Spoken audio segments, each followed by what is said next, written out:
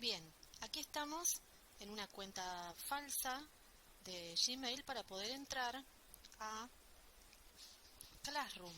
Me creé una cuenta diferente a la mía, conectada con la mía pero diferente, para poder entrar como alumna a Classroom. Voy a entrar a Classroom y ahí, una vez que estoy directamente en el muro, voy a entrar a EDI. Ustedes ya saben que yo tengo otras aulas de lengua y literatura.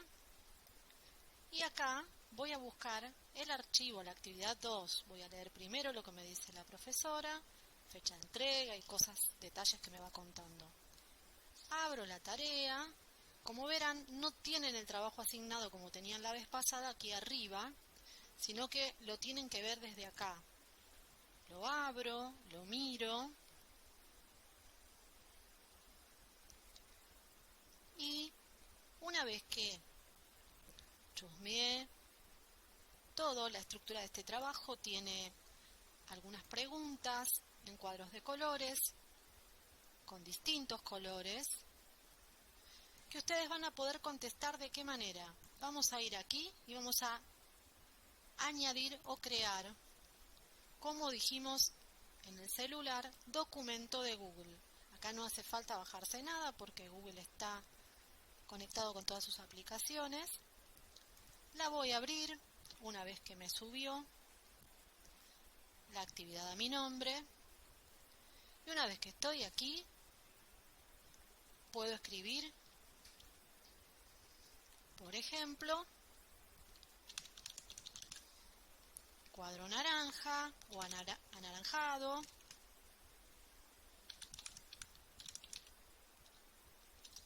Y empiezo a contestar. Luego pondré cuadro verde y contesto. Luego pondré cuadro violeta y contestaré el cuadro violeta. Si quieren directamente, pueden darle color a lo que escriben y de esa manera yo sabré a qué están contestando. ¿Sí? Si ustedes lo pintan de verde, yo sé que están contestando al cuadro verde. ¿Sí? Y así con todos los colores. Una vez que han contestado a todo, incluso el gris, vamos a ir acá. Ni siquiera tienen que apretar presentar, porque si apretan presentar les van a abrir varias ventanas que no son las correctas. Esto ya está modificado, ¿sí? Vos ya lo modificaste. Así como está, me lo podés entregar. Te va a preguntar, ¿entregar? Sí, entregar. Yo lo voy a recibir, lo voy a abrir y voy a ver lo que está dentro. Te lo voy a corregir y te lo voy a devolver para que lo puedas mirar. Ahora bien, vamos al trabajo específicamente. En este trabajo, lo primero que te vamos a pedir es que vayas a un enlace de YouTube, a un video, ¿sí? Vas a estar un rato viendo el video y después vamos directamente a una lectura. Te dice, antes de comenzar, te invito a ver el video. En estos tiempos de pandemia y cuarentena vamos a hablar de varios temas muy importantes y muy amplios. Cuando una persona estornuda delante de nosotros, esperemos que lo haga en adelante, sobre su codo siempre, solemos decir salud, como un gesto de cortesía, como expresión de deseo hacia el otro, como decirle que te mejores, te deseo salud. Ante todo vamos a preguntarnos, ¿qué es la salud? ¿Estar sanos? Es decir, no estar enfermos. ¿Y qué sería estar enfermos? No estar sanos. Es como un círculo sin salida. Aquí tenemos los conceptos de la Organización Mundial de la Salud. Como el concepto es muy amplio, la Organización Mundial de la Salud, porque depende de perspectivas, de las culturas, de las clases sociales, la Organización Mundial de la Salud, para unificar criterios, definió la salud como un estado completo de bienestar físico, mental y social, no solamente la ausencia de enfermedad. ¿Qué será un estado completo de bienestar? Dice la OMS, el grado en que una persona o un grupo es capaz de llevar a cabo sus aspiraciones y satisfacer sus necesidades y también enfrentarse al ambiente. Es mucho más amplio que no estar enfermos. Sería el estado que se logra cuando se tiene un trabajo gratificante, las necesidades básicas satisfechas, se habita en una vivienda digna y se accede al sistema educativo. Repitamos esto: cuando se tiene un trabajo gratificante, las necesidades básicas satisfechas, se habita en una vivienda digna, se accede al sistema educativo. Preguntémonos entonces, ¿cuántas personas conocemos que no gozan de salud según este concepto? Que no tienen las necesidades básicas satisfechas, que tal vez no habitan en una vivienda digna, que tal vez no tienen un trabajo gratificante o que no accede al sistema educativo. Ahora bien, ¿se pueden considerar estas personas enfermas? La OPS, Organización Panamericana de la Salud, otra entidad importantísima a nivel mundial, define la salud como la adaptación, según las capacidades individuales de una persona, a su medio, es decir, al ámbito en el que vive. ¿Qué es adaptarse al medio? Lograr cierta proporción de bienestar a partir de las capacidades propias, que incluso pueden ir cambiando a lo largo de nuestras vidas, porque las capacidades que tengo yo no son las mismas que son ustedes, que tienen ustedes, ¿sí? Que son un poco más jóvenes, más vitales, seguramente. Yo tengo otras por mi edad y por mi experiencia. Por ejemplo, una persona con alguna capacidad motriz reducida, por ejemplo, las piernas, que no pueda caminar, ya sea desde nacimiento o en relación con una circunstancia o la vejez, se adaptará a su medio de una forma diferente que una persona cuya capacidad motriz no está reducida. Pero si se lleva a cabo esa adaptación, entonces esa persona estará saludable. Es decir, si esa persona se puede manejar por sus propios medios, ya sea como de manera dificultosa, pero se puede adaptar a sus circunstancias, salir, puede ser autónoma, esa persona está saludable. Sin ninguna duda, a partir de esas ideas podemos imaginarnos mejor cuál es el rol de un ministerio de salud, de qué cosas se ocupa, y pensar en cómo los distintos ministerios de un país como el nuestro, desarrollo, acción social, educación, trabajan en forma de red para que aquel concepto de salud que define la OMS se proyecte en la gente. ¿Cuál era aquel concepto? De que tiene trabajo gratificante, las necesidades básicas satisfechas, habitar en una vivienda digna, acceder al sistema educativo. Muy bien. A partir de estas ideas te invito a preguntarte dos cosas. ¿Qué tan saludable te consideras teniendo en cuenta este concepto del que habíamos hablado, ¿sí? Y de qué manera la adolescencia que estás transitando influye en tus condiciones de salud. Es muy, muy necesario que escribas desarrollando, que lo que escribas no sea sueltito, no sea algo vago, sino que desarrolles todo lo que puedas.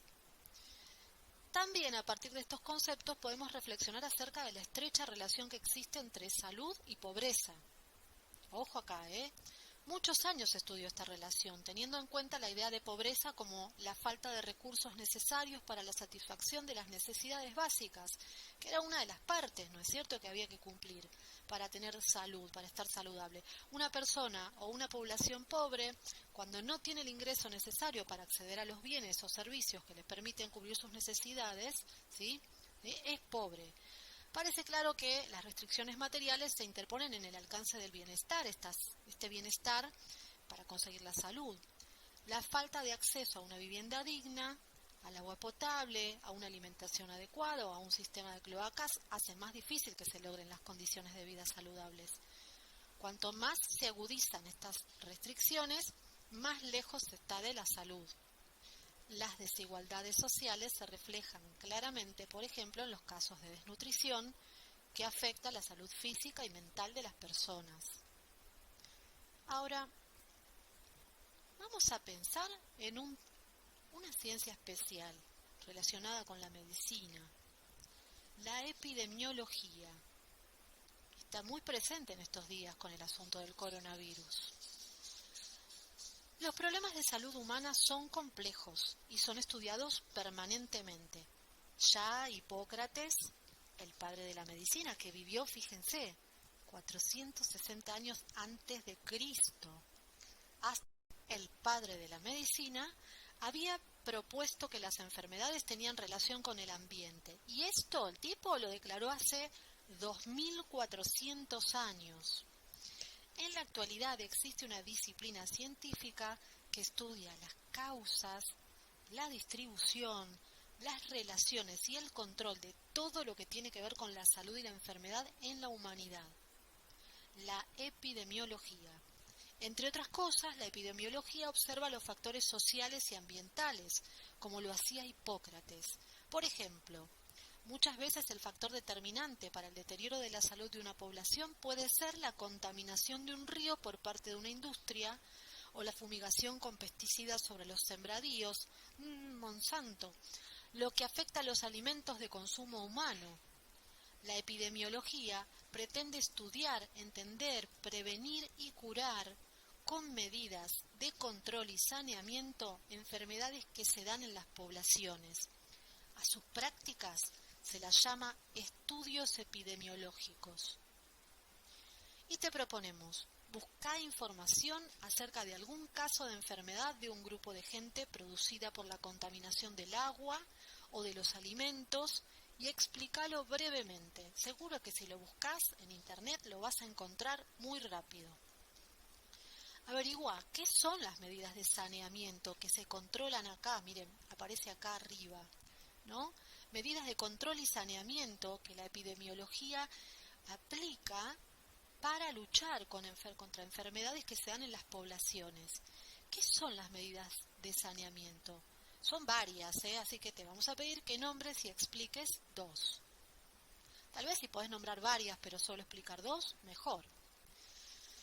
Bueno, vayamos a lo nuestro, a lo que nos sucede hoy. Emergencia sanitaria en todo el mundo. En estos días de cuarentena pasamos mucho tiempo hablando de la pandemia del COVID-19, un tipo de coronavirus. Pero, ¿qué es una pandemia? La epidemiología recibe este nombre porque en principio se ocupaba de las epidemias.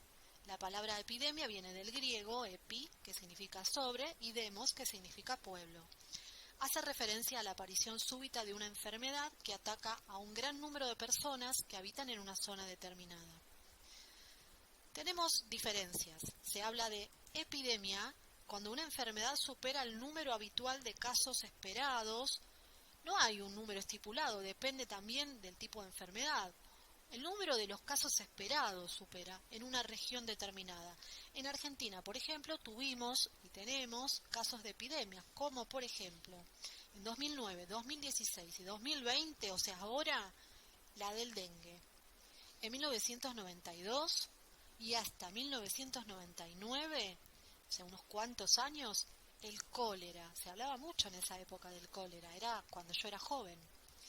Y en 1956, en la época en que sus abuelos, mis padres, eran chiquitos, existía la poliomielitis, que era terrible esa enfermedad. Y se sostuvo un tiempito en el tiempo.